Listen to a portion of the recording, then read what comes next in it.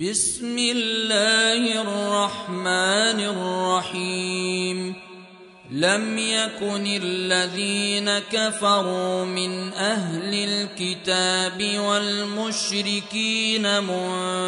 منفكين حتى تأتيهم البينة رسول من الله يتلو صحفا مطهرة فيها كتب قيمة وما تفرق الذين أوتوا الكتاب إلا من بعد ما جاءتهم البينة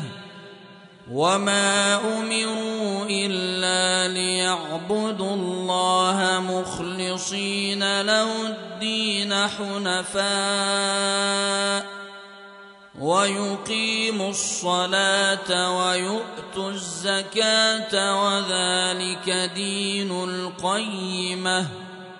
إن الذين كفروا من أهل الكتاب والمشركين في نار جهنم خالدين فيها أولئك هم شر البرية إن الذين آمنوا وعملوا الصالحات أولئك هم خير البرية جزاؤهم عند ربهم جنات عدن تجري من تحتها الأنهار خالدين فيها أبدا رضي الله عنهم ورضوا عنه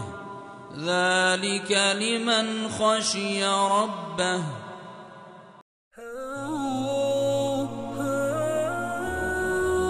For more videos visit universalislam.pk.